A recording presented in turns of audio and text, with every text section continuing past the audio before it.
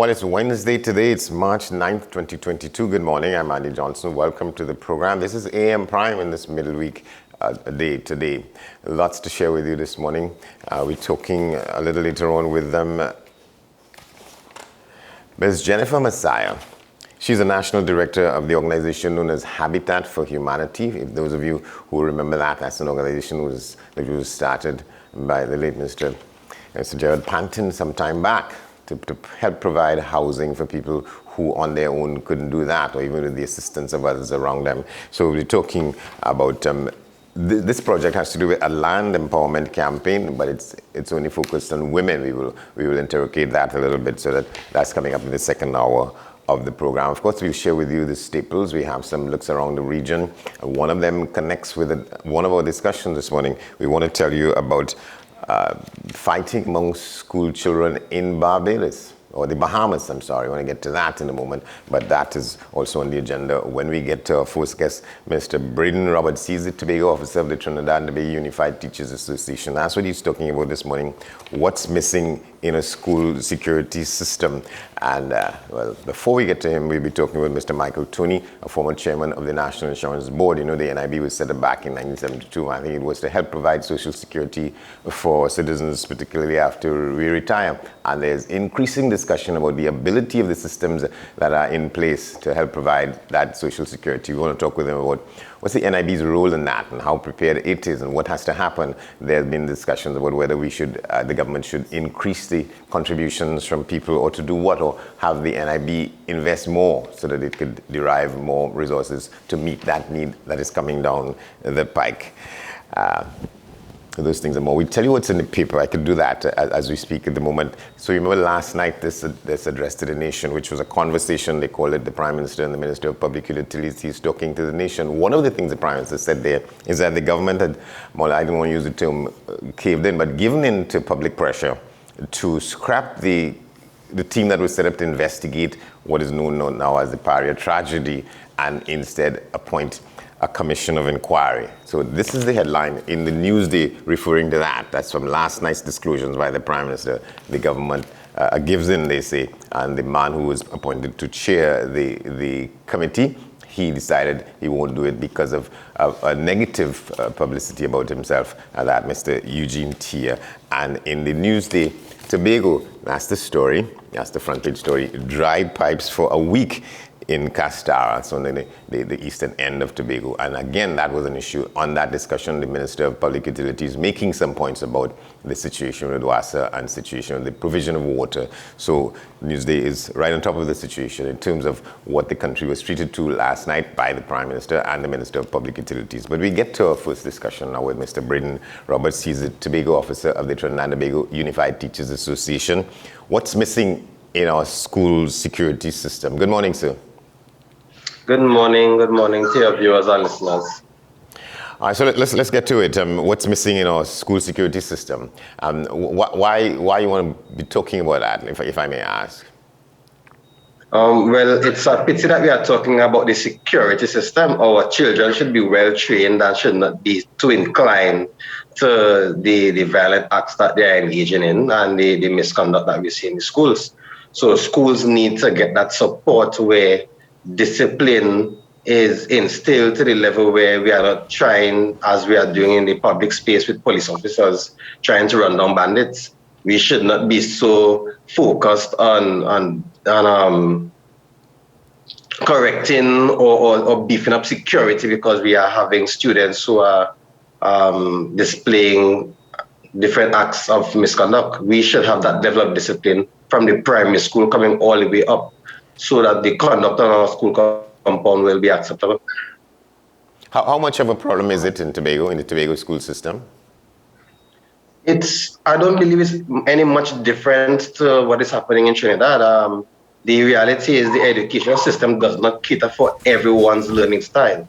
The curriculum is indeed heavy. We have various additions to the curriculum over the years. So we are moving at pace in many instances to complete the curriculum.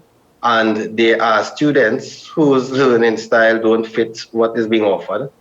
And there's different levels of frustration for our students. No fault of our teachers as they are doing what they were employed to do as best as they can do. But these are support systems that need to be in place. We would have had the copy and paste of the abolishment of the corporal punishment.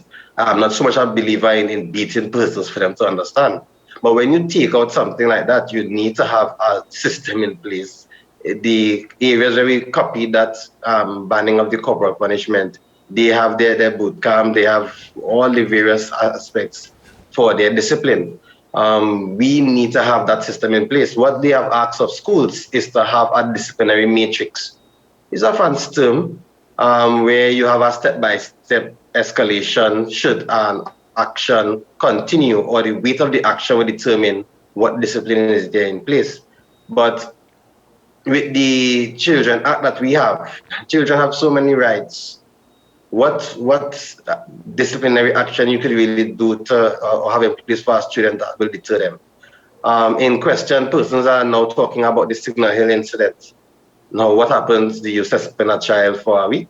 What happens to that child that wasn't even to incline with their education in the first place? Does that child all of a sudden be disappointed in the week that he's off of school and change his ways when he comes back out? So we need to look at our support system and ensure, especially from the primary school first year coming all the way up, that we have treated with all the flaws in our education system, that persons will be more inclined to have the proper conduct and not just beefing up security and leave them to go away. So you're talking essentially about a kind of disciplinary system. Sorry, I didn't hear you. You're talking essentially about a kind of disciplinary system, not security in terms of protecting. Yes, because it's the same in the wider public as mentioned. I believe, every government comes in, we're talking about the crime rate and the police and if the commissioner did a good job or not. But you don't wait for them to get out of hand and then try to build more jails, have the judges operate or judge these cases or complete these cases at a faster rate. No, we need to train our young persons correctly. No matter how much police officers, as just said, would solve crime, we need to have persons not be too inclined. There are persons who are willing to train these young fellows when by the time they reach secondary school. Those who are, they may see straying on the roadside, venturing out at certain hours at night, and so there are persons training them into their system. So we need to prevent them from getting there. What do you mean, persons training them in their system? You mean they are the criminal elements, predators in that sense, and trying to groom them to participate in that kind of activity. No secret. Yeah. How you describe you mentioned it, the powers and the operations of the Children's Authority, you think it's a kind of humbug in terms of people who are responsible for instilling discipline and enforcing it in schools? You think that some of what the Children's Authority sets out gets in the way of proper discipline for children? I will not want to go down that line. I mean, they have to follow what laws we have in place. So if we have laws where simple things can be classed as abuse, and I don't want to use simple or persons to misunderstand when I say simple, because there are children out there being abused. But when you have, like, for example, in a school, if a teacher is to elevate or raise her voice and speak sternly to a student, and that student either is startled, has some kind of panic attack, that teacher has a kind of reporting some kind of question to answer. So we have to revisit how we put things out there for our students, because no parent has to explain the rights to our child anymore. Children are fully aware of what they can and cannot do.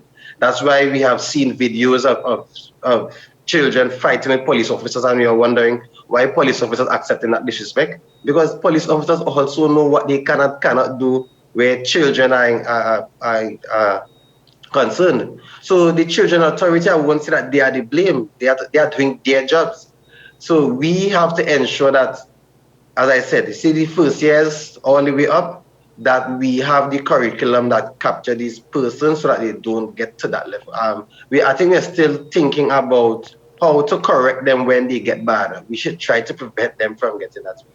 Yeah, so we see these videos from time to time. There was one making the round last week, for instance, of fights involving students upon students, and then what appeared to be, at least in the last one that I saw, people who weren't in uniform, they looked like adults, and they were getting in these brawls as well. Right, so and that's where we are seeing the examples, especially when you see videos like this. There are the students who would admire what they have seen.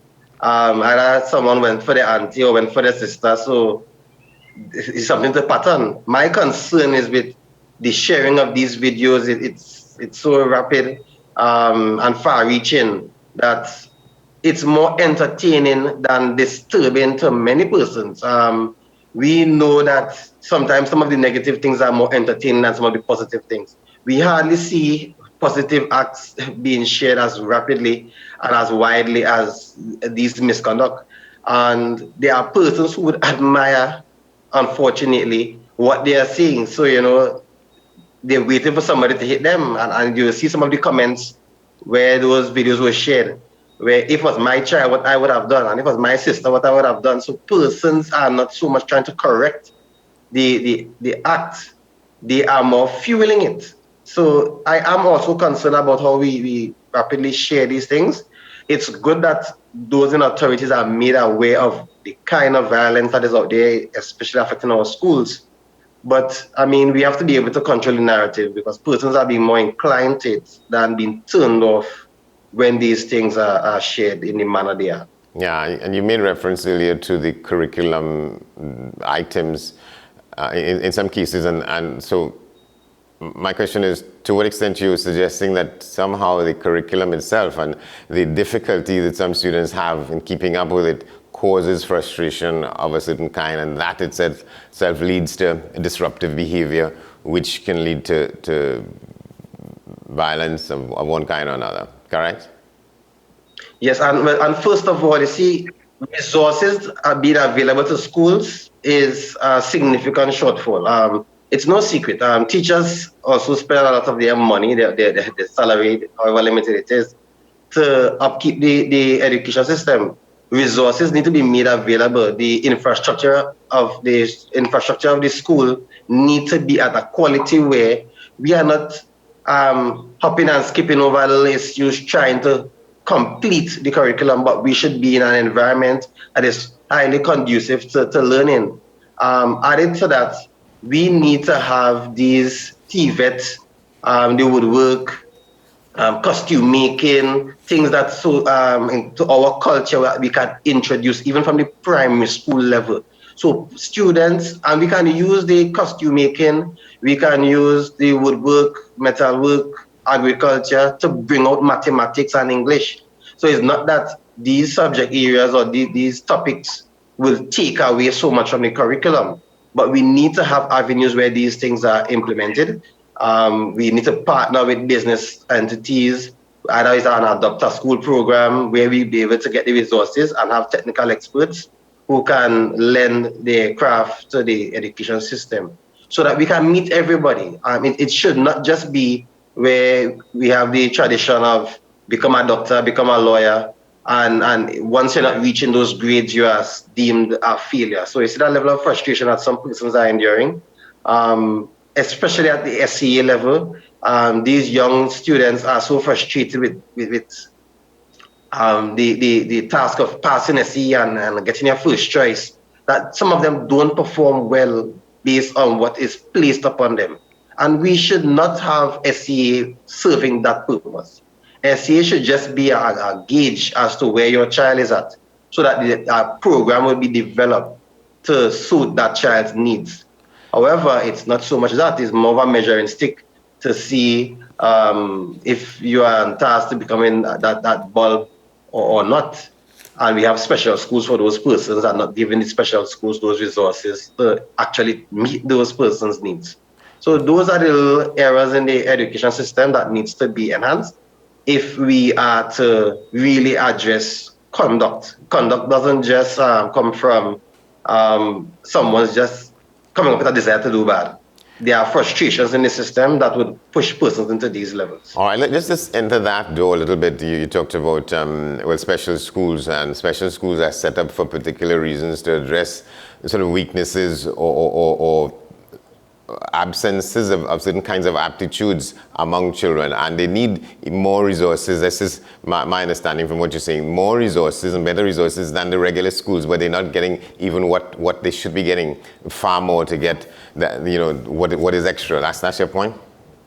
Yes, it is. And conversely, Signal Hill Secondary School is one of those schools where those under 30% students, they have created a class or a cohort, and they are attached at Signal Hill Secondary School. We also have a grouping that goes to Roxborough Secondary School. However, these teachers are crying out for resources. So these under 30% persons will have reading challenges. What program is there to meet these students? Is it that teachers, as they have always asked, to just come up with a program and resource the program for themselves? So while we see the vision in the then secretary to have that grouping that you'll be able to reach, either you have them factored in to the other classes so it's not to weigh heavily on a teacher, or does not motivate the children when they are around persons who are not even inclined for the improvement. Either you do that where you separate them, or if you bring them together, you must resource the school so that they can give the students the best that they could, so that the education aspect of it is achieved and the conduct is corrected. Your reference to the SEA as opposed to its predecessor, the Common Entrance, my understanding was that the SEA was going to be so fundamentally different that it took away a lot of the anxiety, that it was going to take away a lot of the anxiety and sort of the exclusiveness of it, make it easier for students to go through. What are you saying, and what we've seen over the decades since it's been in operation, there's no substantive difference? It is the same scramble, to get into the schools of choice for most people, and if you don't make it, then you suffer the same set of frustrations and anxieties, and that leads to some of the disruptive behavior among students?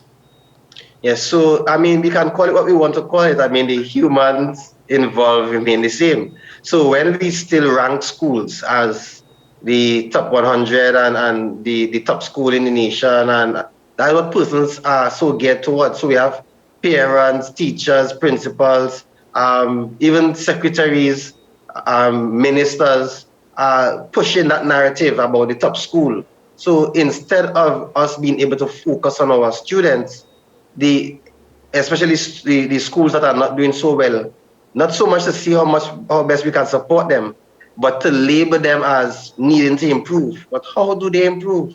So we call it something different, but we are not using it as it ought to be used. We are still using it as how Common Entrance was used. Either there are schools that are doing well and we praise them up, and the schools that are not doing so well, where we let them know they need to improve without giving them the necessary support. So too many times we are focused on those children to celebrate, and we are not looking at the majority that we need to reach out to. We get the listing, I think it's printed in the newspaper sometimes, yes, the top 200 students in the nation. Yes. But what about those? There are thousands of persons doing SEA.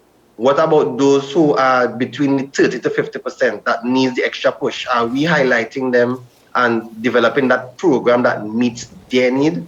So that is my concern with the SEA. And there are persons who are benefiting from how SEA is now. There's no secret to that. We have the prestige schools where we get the cream of the crop, who go to those schools, and they have the program, the resources to really push their students.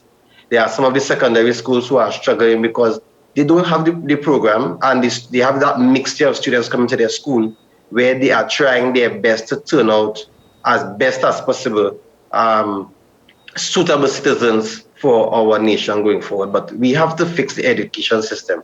And especially with what we had with the COVID pandemic, we were so much focused on getting school to function that we are not really getting the quality out of what education is supposed to be. So I'm concerned really about the next 3 to 4 years and those students who will be coming out of school, what they would be able to offer.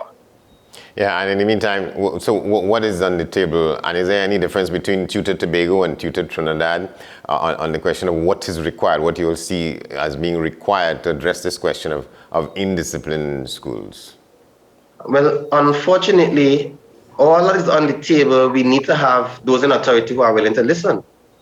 In Tobago, I have a very good relationship with the division. However, policy is made by the minister. And I cannot say that there's a effective, efficient relationship with tutor and the minister.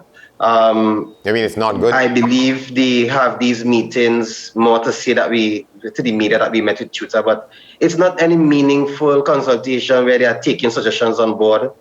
They paint the union in a way where we only raise concerns and we are negative, but it's not the case.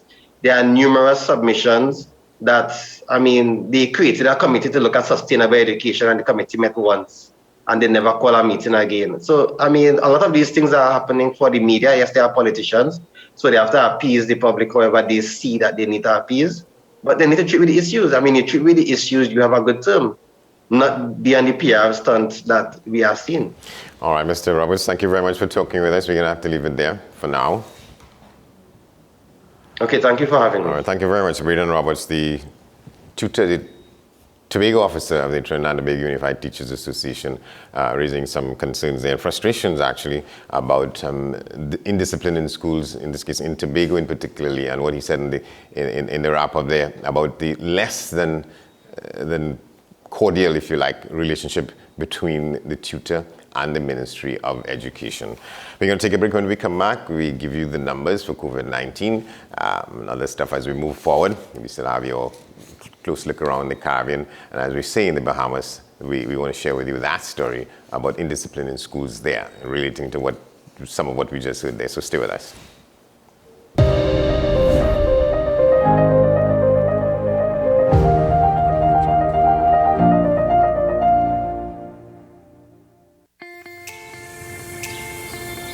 Alexa, can you play my song, please? Every day across Trinidad, Flow is connecting communities near and far. Our dedicated teams are always working to keep you connected to the world beyond your doorstep. Improving internet accessibility across Trinidad, one home at a time. At Flow, we work hard for you, so you work hard for your family on the largest high-speed network. Connecting you to more every day with Flow. What's the best way to grab the attention of viewers? Please exercise more patience. You have to be kidding me. Doing what we do best. I'll say at the very least it's a conspiracy of laziness against the people. Join me, Keaton Shaw. And me, Sean Michael Small, for Talking Point. Weekdays from 8 a.m. to 9:30 a.m. We go in depth on the trending issues and engage the most controversial newsmakers as we get them to account to the people for their actions. You can't go to the government with nothing. You can't go to cabinet with an empty hand, with a wish. I'm glad that we're having this a sober, mature discussion. In the present situation, I expect a continuation of the chaos. Join us for the discussion, Mondays to Fridays, only on WESN, the content capital. Burning questions, urgent topics. Welcome back to One on One, the show where we tackle the most current and pertinent subjects that are affecting all citizens, where we ask the hard questions and have in-depth conversations. What separates One on One from other talk shows is that the conversation stems from a younger perspective on topics that affect the fabric of our society. One on One, Wednesdays at 10 a.m. on WESN Content Capital. Let your voice be heard. Call Madam Fix It on WESN, the only place that effectively helps you with your woes. having problems getting onto government agencies, water woes, NIS and pension problems, potholes, and much, much more. Call me, Madam Fix-It, every Monday, Wednesday, and Friday, right here on WESN. Let me fix it for you. It may seem like the hardest thing to do right now, but we all need each other to wear a mask, wash our hands, watch our physical distance, and stay at home. We need you safe. Together we can make the difference. Together we can curb the spread of COVID-19. So let's be responsible in our actions. The Trinidad and Tobago Red Cross Society. Mission-based, people-focused, community-driven.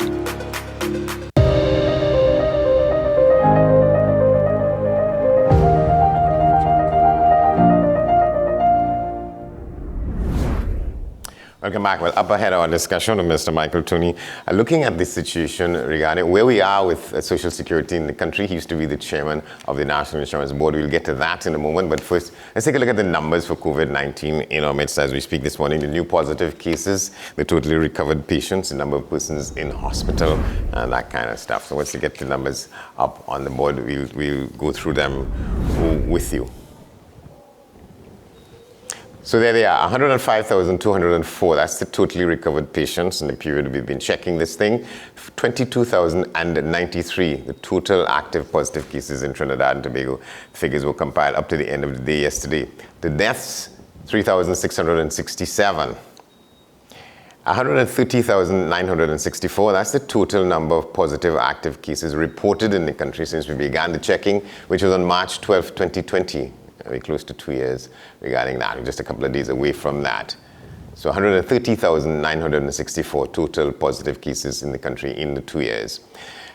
432 the number of new positive cases reported in the last 24 hours, and 251 the number of persons in hospitals in what is called the parallel healthcare system as we speak. Again, the number keeps sliding down, and that's positive news all around in some cases. Light in the midst of the darkness. So that's what the picture is on this 9th day of March 2022.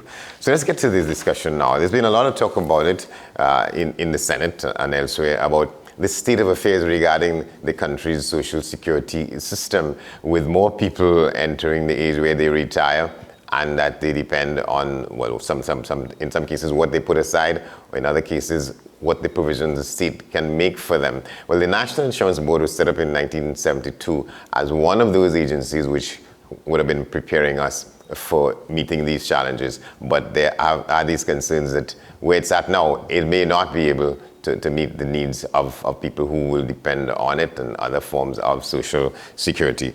To help us understand where that is, Mr. Michael Tooney, well, he's a man of figures and numbers. He used to be responsible for a firm. He was one of the partners in a firm that they started the business of post-budget analysis in Trinidad and Tobago. Give them that. So he's very good with numbers and understanding these things. And it's on the basis of that, maybe, that he was the chairman of the NIB. He's agreed to talk with us at this, what he calls this ungodly hour in the morning. Good morning. Good morning to see you, my friend. You're sure right. It's an ungodly hour. Where do I start? All right. Well, give us a sense of what the NIB. Before we go there, I want to pay tribute to my late partner, Ainsley Mark. Yes. Who was awarded posthumously a Hummingbird gold medal on Monday. Yes. I must say that I'm very proud of the fact that we work together, and I'm really proud that in fact has come to pass. All right, so he was the M. I say thank God for that. So he was the M in MCT, you were the T, and then Mr. Castillo was the C. That's correct. Yeah, that's correct. Yeah. Andy, I came into the NIB as they would say cold. And as you know, the NIB's main trust is for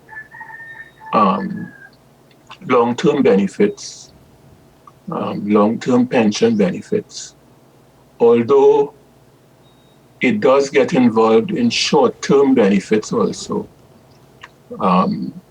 For instance, maternity benefits, short-term injury benefits, etc.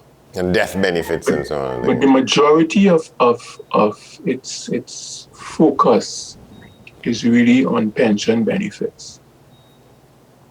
And I think I heard an interview that you gave, and let me go back a little bit again and say that you said I'm the chairman. I was the former chairman. Right. Okay? The present, I was chairman between 2016 and 2017 for those 2 years, right. 16 and 17, so that I can share the experience I had within those 2 years and also information that is in the public domain since then. Okay. I came into the NIB cold. It wasn't on my radar at all. And what I got to realize is, in digging up and trying to familiarize myself with what was going on in that regard, it was to find out that, one, NIB is what you call a pay-as-you-go system. So in other words, this cohort of workers pays for this cohort of pensioners. So if we can break it down a little smaller so that people can digest what I'm saying. You look at a family and you have a father, a mother, children. The children would be supporting the people who if their mother and father retire, and assuming there is no NIB, they would be supporting these parents who can no longer work. And then when it comes time for them to retire, their children in turn will support them. Okay? So it's a pay-as-you-go system. Problem, however, is that when we expand that into the national population, we come up with the word that is called demographics. And I know that you had a program sometime before with Ms. Rouse. A couple of weeks ago. Who was talking about yes. About aging. What is happening in our population is that we are living longer. The age, people are living for a longer time. 2, people are not making babies as they used to make them before. There's a smaller number of people. There's a smaller proportion of births, which translates into the workforce. So that whereas, say, 20 years ago, I'm just using a number here, say 20 years ago, the contributions of 4 workers would be able to pay for 1 pensioner. The projections are that in about 10 years' time, you would have maybe 2 or 1 worker paying for 1 pensioner. So there's a bigger burden on the workforce as we go along to support the pensioners who have to be supported.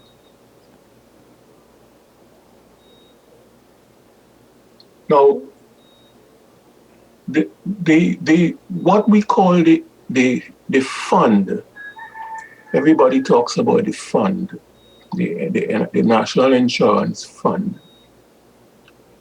The fund, again, I want to bring it down to a family situation.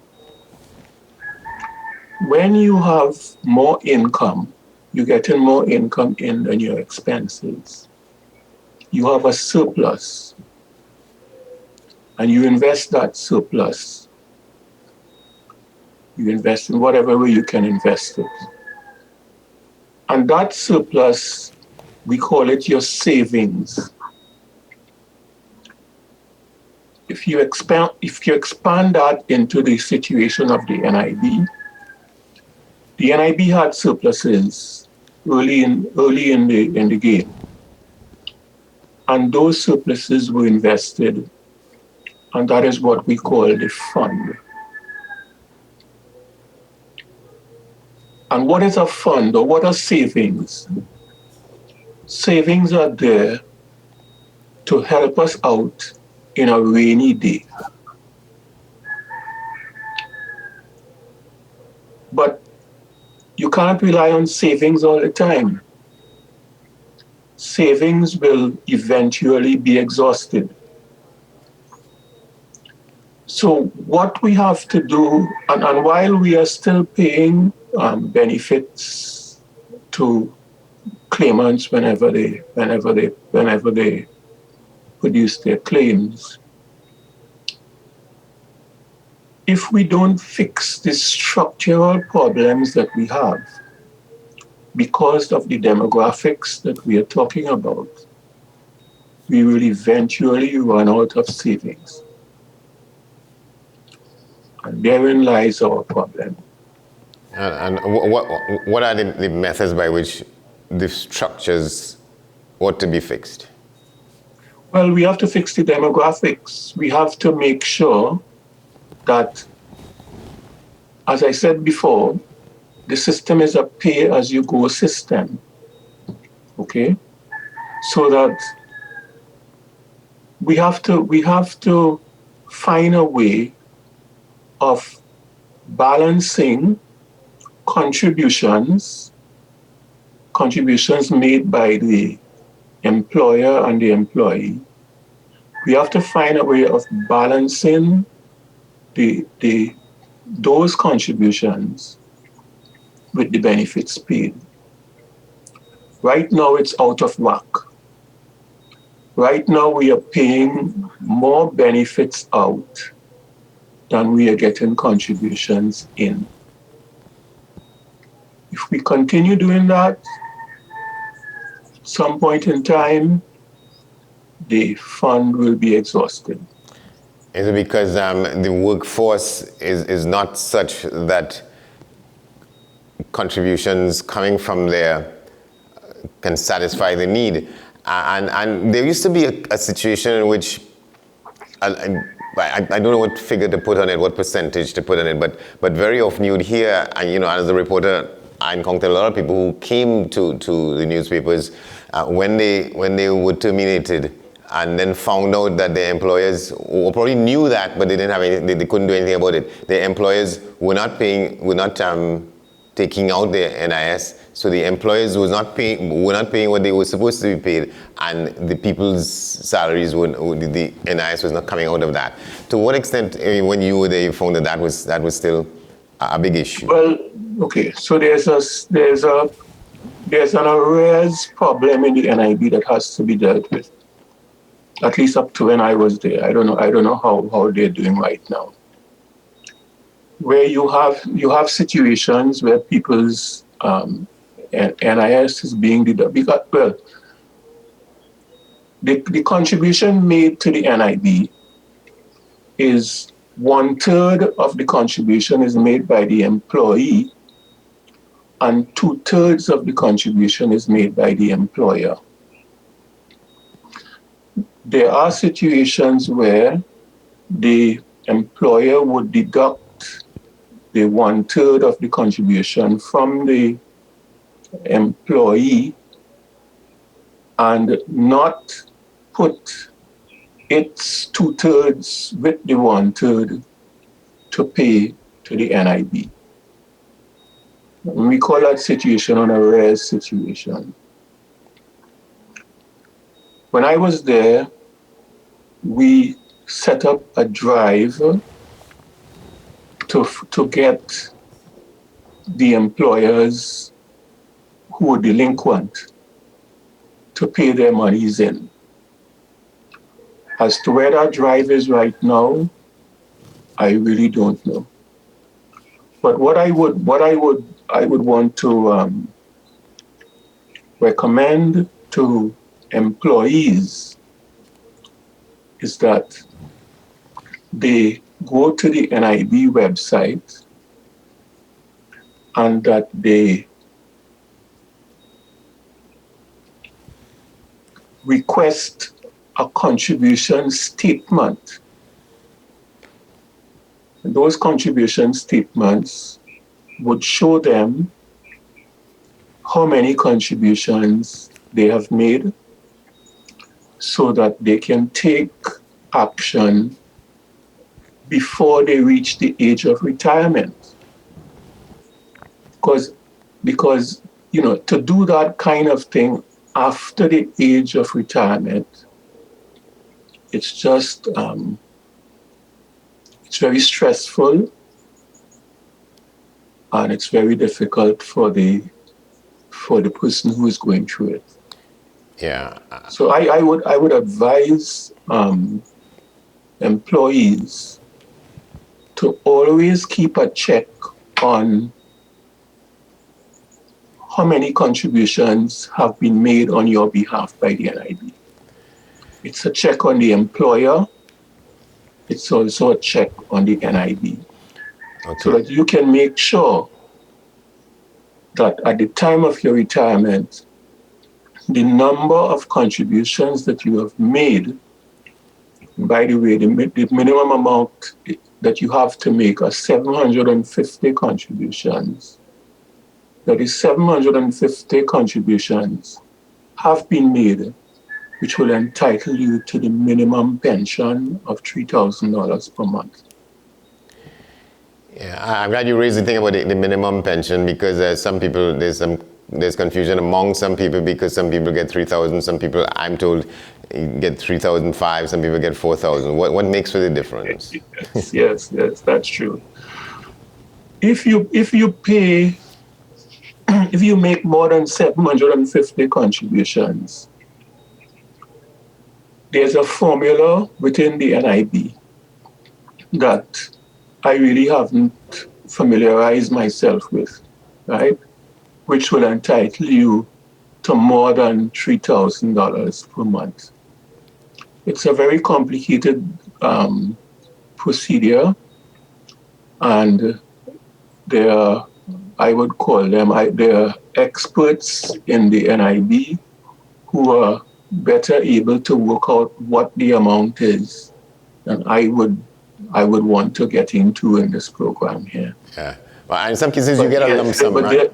There are people who are getting more than the 3,000. But as I said, it's a rather complicated procedure. Yeah, and in some cases, people that is a fact. Right. In some cases, people get a lump sum, and then you get your monthly amount, right? I don't think so. I think you get your you get a lump sum if you have less than 750 contributions. They would work out the contributions and give you a lump sum payment. Yeah. And that's it. Okay. And you don't now, get. Yeah. In the case of a private pension plan, when I say a private pension plan, like you're working for a company and they have their private pension plan, there are options that you can take a lump sum with a smaller amount of pension per month, rather than waiting a certain time to get the pensions going at a higher amount. Now you see, Andy, this thing is not only NIB. Yeah? there are about 3 branches or 3 levels that I will talk about. One, it's you retire from a company, and the company may in fact have a pension plan which you would access because you've been a contributor to that plan. So that is one. That is what I call private pensions. Then you have the NIB, which once you've paid the 750 contributions, you get the minimum amount of $3,000 a month. Then you have the old age pension, which you may or may not get because that's basically a means test. In other words, it depends on how much income you have as a retired person. Yeah, so how much you have coming in? Yeah. Okay. So that the way I see it is that one, we have to fix the structural adjustment that we have, the structural problem that we have at the NIB. And while I was waiting to come on, I was looking at the last 2 actuarial reports that were commissioned by the NIB. One was as at 2013. It was reported, or it was issued in 2015. Seems that they take 2 years to do the report. Then there was another one done. It's done every 3 years. There was another one done as of June 30th, 2016. And it was released in 2018. And basically, the 2 reports say exactly the same thing. And I take credit to the NIB, that the NIB has in fact been pushing what they consider to be the way in which this thing should be structurally organized to give us a bit of breathing room. And basically, the 3 points that you've been hearing, and I'm sure as a journalist, you've been hearing those points. One, to increase the age of to push back the age of retirement. And they're not saying to do it like you get up tomorrow morning and it goes from 60 to 65 or whatever. They're saying you do it gradually. What that would do is that would then put more contributions into the NIB. They're also saying to freeze the amount of pension that is being paid right now. When that last amount was put out, I think it was put out by a politician, that the NIB pension benefit should be increased to $3,000. Remember, I said it's a pay-as-you-go system. Yeah. So if you increase the benefits, you have to increase the contributions. So the contributions would match the benefits. The benefits was given out, the contributions were not increased. So something has to be done about that. I'm not blaming anybody. Right, it just happened that way. I'm not getting into the politics. Right. Right? But that is the reality. All right, so there's a lot of fixing to do. Pardon me? There's a lot of fixing to do with the system. Yes, yeah, that's all I'm talking about. All right, let's make a date. And then the third thing that is mentioned was to increase the contributions. So again, you have more money coming in, over a longer period of time. Okay? You freeze the pensions, so at least you preserve the savings that we have. But in my respectful view, I think we should go a step further. I think we need to have a national discussion about the whole pension regime in the country. Because you look at the situation with public servants. Public servants enjoy what is called a non-contributory pension plan. In other words, the company pays or the state pays the contribution. Right. Now, in other cases, people have to make the contributions. I'm afraid we're gonna have to leave it there. And I wanted to say that we have to continue the discussion, because I know you just get going. But I told you that. I told you that, you know. Yeah. we will create some more time. Have a nice day, Andy. Have a nice day. I was just getting started, well, but have a nice day. Clearly. Thank you very much, Mr. Michael Tony. Well, at least you say you point in the right direction. We have to do some fixing to the system, and you outline those. Thank you very much. Well, we head straight.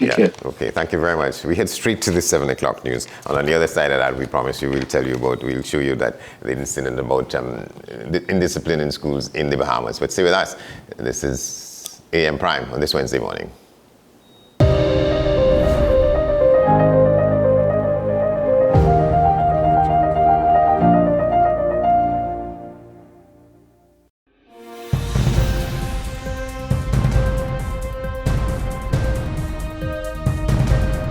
Seven is out. All day is in.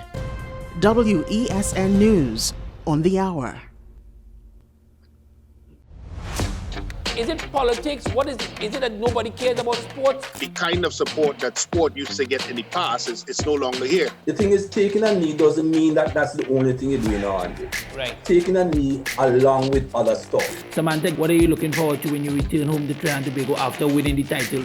Thank you very much for speaking it into existence. Is it no pressure on Nicholas Ball? It makes me more motivated to work hard and to go out there and rep the red, white and black. Why are we sending a team to the Winter Olympics? There are a number of Trinbagonians who are in the diaspora and have grown up in winter sport. It's an opportunity that the Trinidad and Tobago Olympic Committee will not close the door on. I also believe in the players that we have. Once you can motivate the players, you can get the best out of them.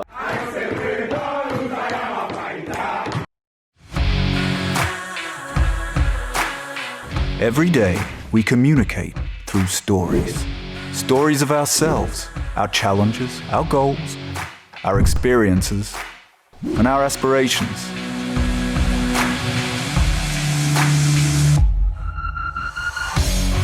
Storytelling is an art that we have mastered.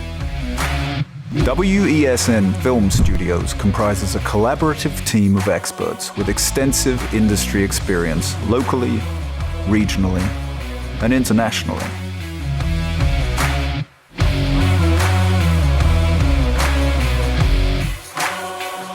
The ability of your business to successfully communicate with your preferred audience depends on the strength of the stories you tell. Your vision should be communicated in a high-quality, professional, and creative way.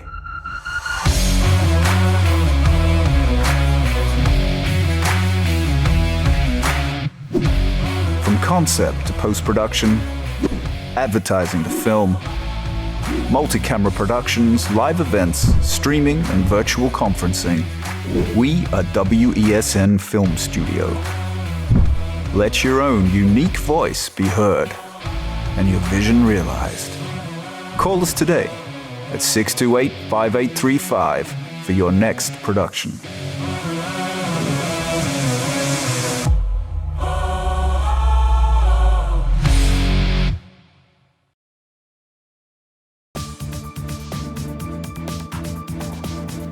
I am Rondell Donowa, attorney at law and host of Strictly Legal on WESN Content Capital. Strictly Legal is a legal program geared towards informing you, the public, of your legal rights, responsibilities, and remedies. So be viewing Thursdays 10 a.m. to 10:30 a.m. Burning questions, urgent topics. Welcome back to One on One, the show where we tackle the most current and pertinent subjects that are affecting all citizens, where we ask the hard questions and have in-depth conversations. What separates One on One from other talk shows is that the conversation stems from a younger perspective on topics that affect the fabric of our society. One on One, Wednesdays at 10 a.m. on WESN Content Capital. Don't keep yourself handcuffed. We continue to receive calls from members of the viewing public whose cable provider is Flow and cannot receive WESN.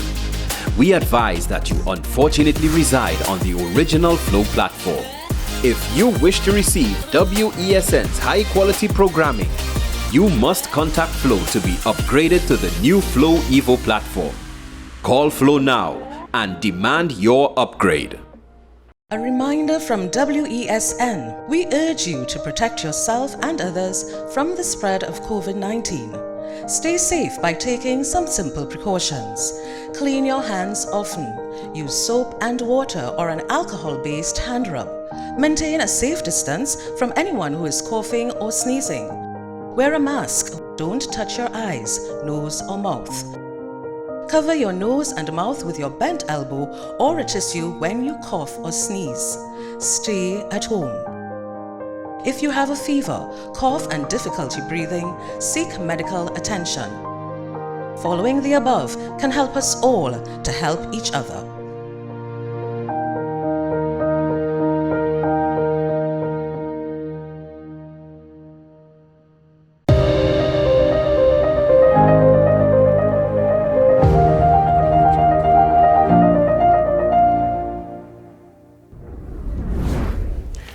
Welcome back to the program. Up ahead, we'll be talking with Mrs. Jennifer Messiah. She's the National Director of Habitat for Humanity in Trinidad and Tobago. They build houses in situations where people can't afford, but people need shelter. But before we go to that, we want to take you back to that, the discussion we had at the top of the program about indiscipline in schools and how teachers are trying to get to a handle on it. We talked with the Tobago officer of the Trinidad and Tobago Unified Teachers Association. And I said we would go around the region with that this morning. We go to the Bahamas, where the Minister of Education there was addressing the issue of indiscipline in schools in the Bahamas. Take a look at this. An all-out brawl between a group of junior high school students has prompted Education Minister Glenys Hanna-Martin to speak out. Hanna-Martin condemned the fight, insisting the MOE is working on strategies to address violence at public schools. Jasmine Brown reports. The Education Minister did not hold back as she insisted her ministry and officials will not tolerate bullying within schools. We have to ensure that there is a no tolerance level for violence on school campuses. That's the first principle. Secondly, we have to see how we can cause for our young people to be able to resolve whatever their issues are without resorting to that type of conduct. Hanna-Martin spoke to the issue on the sidelines of the Ministry of Education's second curriculum launch. She spoke to the video that showed a young girl dressed in an A.F. Adderley Junior High School uniform being surrounded and beaten by several other female students, as dozens of other students looked on screaming and cheering. Hanna-Martin says while it's still unclear what led to the beatdown, she believes it may have been a result of bullying. Bullying in this day and age has serious consequences. If your hair looks a certain way, if you're a little heavy on, it doesn't matter. Every child has the right to be and to be on that campus, to be on that campus. And we will seek to foster respect for every person, regardless of any issue that differentiates one from another. The Education Minister says there has been an intervention in that particular case, but adds that the ministry is also looking at broader strategies. When asked to address the issue of corporal punishment in school, Hanna-Martin said this. I'm speaking personally now. I don't see where using violence on children is going to help any circumstance or situation. I'm not an advocate of that. I think we have to help our children to grow up healthy, respectful, strong, courageous. I don't advocate violence in any shape or form. I'm not against young people. I support discipline and even punishment in terms of that component of discipline. But I do not personally support the use of violence against young people to coerce conduct or behavior. Reporting for our news, I'm Jasmine Brown. Well, it's good to see that, lady. Let me just give you a little bit of history there. She used to be Glenys Hanna. She was a student at York University in Toronto between 1979 and 1983 when I was there at that time. Her father was Arthur Hanna. He was Minister of Finance in the Bahamas at that time. So let's make that connection. Glenys Hanna Martin used to be Glenys Hanna, a student at York University in 1979. All right, we go to Barbados now, where the situation is that they're talking about price movements with the Minister of Trade there, given what is happening. Government will continue to closely monitor the price movements in the energy sector. So says Minister of Energy and Business Development Kerry Simmons, amid concerns from sections of society about the recent hike in fuel prices. Barbados Today's Karim Smith reports. As the price of gasoline soared well above $4 a litre on Monday, the business community and ordinary citizens expressed concern about the implications for specific industries, but also on the cost of living as a whole. No petroleum-based product was spared as gas went to $4.13 per litre, diesel rose by 17 cents per litre to $3.46, and kerosene rose by 22 cents to $1.80 per litre. Energy Minister Kerry Simmons promised to closely monitor the movements in the energy sector and address all of the options at government's disposal to determine the most appropriate intervention. The Energy Minister also stressed that tax or revenue policy is the domain of the Ministry of Finance when asked about the requests from taxi operators to have road tax removed or government's election promise of reduced freight prices to stabilize the cost of living. When asked to respond to criticism about the seemingly short time frame between the start of the conflict and the gas price hikes, Simmons cited articles as long ago as Christmas Eve warning of economic instability over the bolstering of Russian forces at the Ukrainian border. Kareem Smith for Barbados Today. Former chairman of the Association of Public Transport Operators, Maurice Lee, has been looking at ways for public service vehicle owners to retrofit their vehicles as a means of cutting the operating costs of diesel and gasoline. He made the disclosure as workers in the sector brace for the impact from the recent hike in fuel prices. Lee said his research showed that there was an opportunity for PSV owners to import what he said were retrofit kits that convert their vehicles from diesel or gasoline to battery operated. You just have to remove the power plant, which is the engine, and fit this battery operated kit onto it. And obviously then you're putting the battery back, and you have a battery-operated electric PSV vehicle, right? Now, if we can successfully do this, it will open not only an opportunity for other vehicles in Barbados to go in that direction, but it will also give us the opportunity to do something like this through the Caribbean, and this can be a major foreign exchange earner for Barbados. Right? So we're looking at having it patented and so on. In terms of the kit will have bits and pieces from different suppliers, right? But the actual kit as a package will be unique. So that technically will involve like intellectual property and all that kind of thing. All right, so let's go to our discussion now with Mrs. Jennifer Messiah, the National Director for Habitat for Humanity in Trinidad and Tobago. They're calling this project a land empowerment campaign. It's empowering women to become landowners. Ms. Messiah, good morning. Good morning to you. Well, good to have you. Well, let's get right into it. A land empowerment campaign empowering women to become landowners. Let's talk about that. Why you pick women? Okay, well, first of all, let me say, although I'm one day late, I would really want to wish all the women happy Women's Day. We're going to celebrate the whole week, so never mind, it was yesterday. And our contribution would be to launch this campaign as we try to single out women. It's not that we want to pay less attention to men, it's just that at this time we want to say that it's very important that women understand that they have rights and rights to land ownership.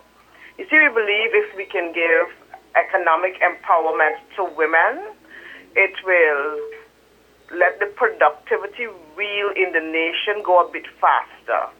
And I find lots of our women are not taking up the challenge of owning land.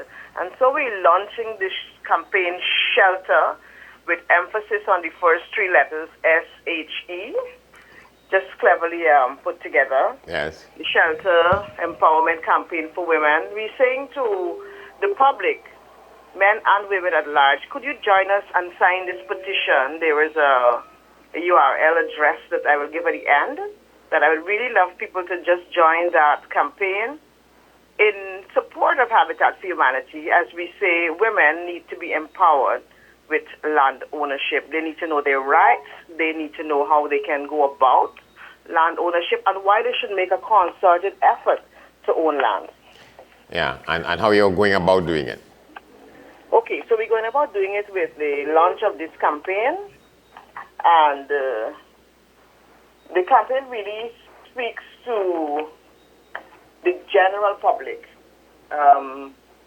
joining on this survey that we have. We hope to invite at least 4,000 signatures from public and private sector entities so that we can petition the powers that be, all right, so that educational opportunities and other resources can become available for women through the ownership of land. Yes. Okay, I was just going to say that one of the other things that we have done is that we have created a booklet called Property and Prosperity, Know Your Rights. And this is for everyone so that they can understand the rights as it relates to land. And it's not just land ownership, but everything land related. For example, tenancy, landlord and tenancy. How do you go about knowing your rights as it relates to being a tenant? How do you write a will? How the average man can understand the basic tenets of writing a will. So there are various nuggets in the little booklet that we've created, and we're making that available to John public as our contribution to Trinidad and Tobago to say, understand the issues as it relates to land. We're especially appealing to the vulnerable people today to get a copy of this booklet, and you can get it from Habitat for Humanity, Trinidad and Tobago, in our office at El Socorro Extension, or you can call us, and then we can make arrangements on how you can have access to that booklet. It's limited copies. I think we've just done a few thousands because of funding, but we're trying to make the information available to the public. Yeah, and really, this was timed to sort of come around the time, if not on the same day as International Women's Day, right? Correct. We launched it yesterday, in because of International Women's Day, the campaign, and you can get us on Facebook and all of the social media platforms. Once you look for Habitat for Humanity Trinidad and Tobago on our Facebook, Instagram, LinkedIn, YouTube, you should be able to get access to the campaign link. And the whole plea this morning is to say, join us on this campaign. Join us as we promote women being empowered through the ownership of land. You say, well, at least from I got some insight from what you said earlier, that there is or is not a kind of reluctance among a lot of women to come to this point where they see themselves as landowners, as property areas. So you have some work to do in encouraging that and uptake on this initiative. Well, by the analysis, it's showing that less women own property. I am not sure if it's reluctance or lack of information. I was saying yesterday on television that I want to believe it might be a lack of information that you can own land. And so, especially the poorer classes, they sit back thinking it's a dream too high to attain. And I'm saying it may not necessarily be so because, one, if you can get a concerted voice in the nation, we should be able to petition government that says, why not focus on single women, vulnerable women, and try to find the mechanisms that we can offer government land to low-income women. Other countries have done it, and we would love to know that our government here consider something that is intentional and make it available to low-income women. And I'm also saying that women need to understand they can go to the credit union, they could go to lending agencies that are a little bit more amenable to low-income earners and pursue those means, begin to have the discussions. What are the qualifying conditions so they can position themselves to own land? So I'm appealing that don't just rock back, I am renting and I'm just living casually. Let's think about leaving legacies for our children. And even if you are a single woman, you can still own land. Yeah. So it's making that awareness today. I'm really appealing to women. See it as a dream to be pursued and not a dream that is too high to attain. Yeah, and you say that to do this will be a shot in the arm for increasing productivity in the country and development in the country. That's right. That's our take, that if women own land, it would certainly lend itself to productivity activities. You can use your land as collateral. You can use your land to open small business on the land.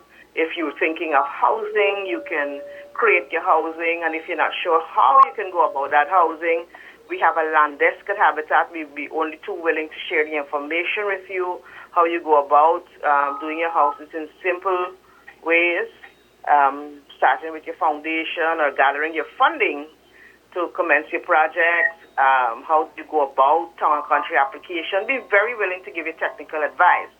But then you can use your house, the structure, to add to your economic means. For example, if you have a skill of cooking, then I would say you reposition your kitchen in such a way that you make it a bit larger so that you could accommodate your food production. If you are a seamstress, then perhaps your living room or one of your bedrooms can become your sewing space. If you are a hairdresser, then you make small adjustments to your living room. In the day, it becomes a hair salon, and in the evening, it becomes your living room. So you have dual functions right within the home, and you earn your income using the home as your base. Yes. And the organization has some idea as to what parts of the country land is available and amenable to this project? All right. And if you have an area, I'd say this is a trick question.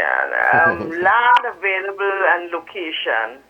I would say since government is the largest owner of land in the country, I think followed by, if I am not wrong, perhaps the Catholic Church or Susu Lands, because their name keep featuring on land ownership on the listing of who owns the largest parcels of land in the country.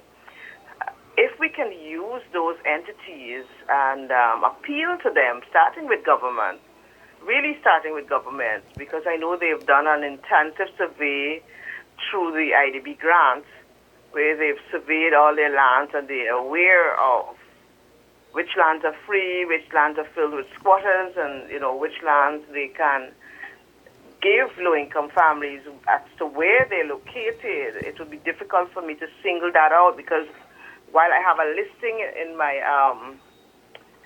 office, it's impossible for me to read the amount of land locations, but it's all over Trinidad and Tobago. Land, government has land, and land can be made available to low-income families. Perhaps I would not advocate give a lot per family. Perhaps we need to start thinking of more dual complex and high-rise buildings because land is very finite and our population is growing.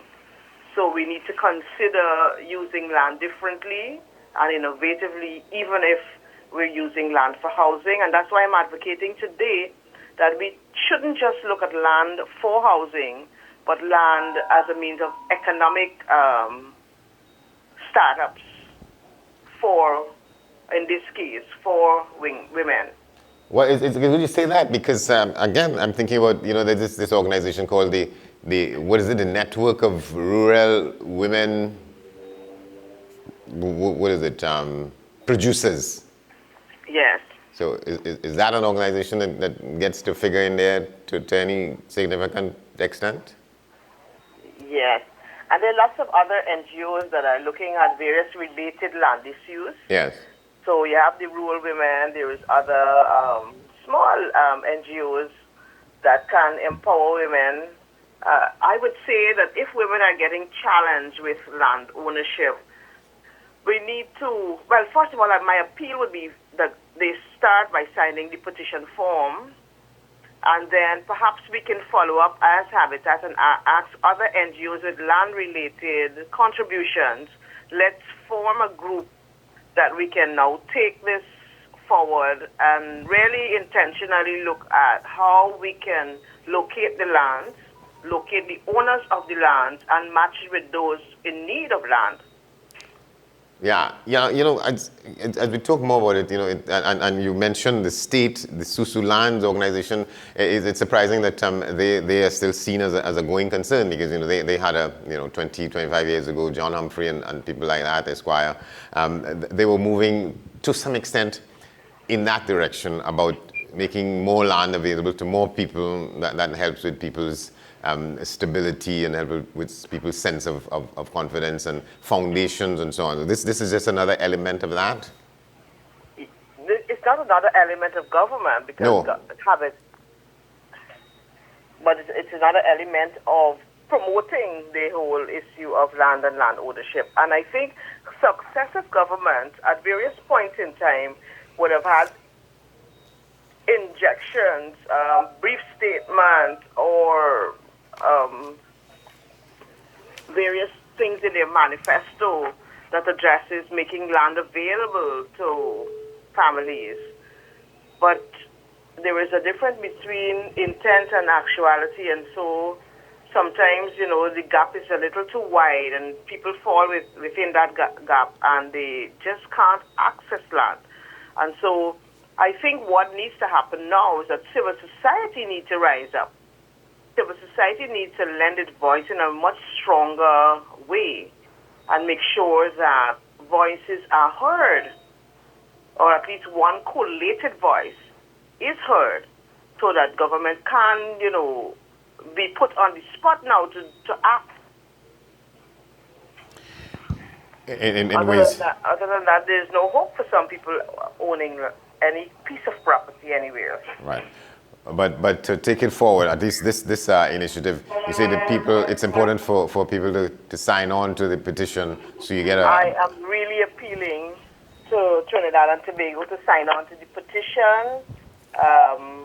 I don't know, I can read it out. It's www.tinyurl, that's TINYURL.com/shelter by habitat. Let me say that again. Yes. www.tinyurl.com/shelter by habitat. But like I said, on all of our social media platforms, we would have the link. You just click it. It's very simple. Tick, put your name, put your address, put your gender, and just tick that yes, I support the empowerment of women owning land. All right. Thank you very much, Mrs. Jennifer Messiah, National Director for Habitat for Humanity in Trinidad and Tobago. It's been my pleasure. Thank you so very much. You're very welcome. Well, we ask you to watch this in case you ever encounter a red-eared slider turtle. Take a look.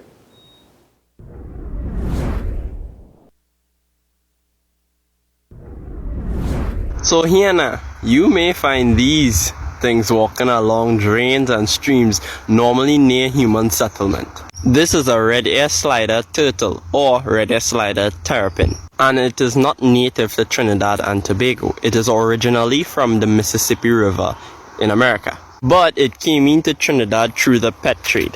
You can find it in certain places around Trinidad, normally near Port of Spain, places around Arima, and some parts in Chaguanas. Most people buy them in pet stores as little green baby turtles, but they can get to over a foot in length. When they are babies, they are green, but sometimes they change to this brownish black striped colored thing, but they still retain some of their green color. They are called red ear slider because they have this red line running along the part where their ears is, and hence the name red ear slider. They feed on a wide variety of things. Anything that the local gallop eat, they eat as well. Some people will tell you that they're very invasive, but honestly, I've seen more of the local gallop than these. Even though these sometimes compete with the local gallop, I have only seen like 6 of these. And in my search for turtle across the country, I've seen more gallop everywhere. I've seen hundreds of gallops instead of the red ear slider. What I can say is that the red ear slider have the potential to be very invasive and should be dealt with before it gets to that level. Now, I wouldn't ask if you ever seen one, because if you're walking a pet store, you must have seen one. But I will ask if you've seen one in the wild. Now, if you do see one in the wild, the best thing to do is don't leave it there. Either take it to some place that takes care of animals and things, because they can be invasive to our local turtle species, and they also harbor bacteria and viruses that could kill and harm our turtles. So, I'm the Wildlife Master, and until next time, peace out. The red-eared slider turtle looks much like a Morocco to me, but it's pretty looking at it from that angle. You're not sure you want to encounter these things as you go along. Well, that's our broadcast for this morning. We want to thank you for watching. We want to tell you also as well that you can, as usual, get in touch with us on all our social media platforms and send your emails to amprime@wesncc.com. There's news at the top of the hour, followed by today's edition of Talking Point with Shah and Small. But for now, I'm Andy Johnson. We're done here. Thanks for watching. We'll see you tomorrow.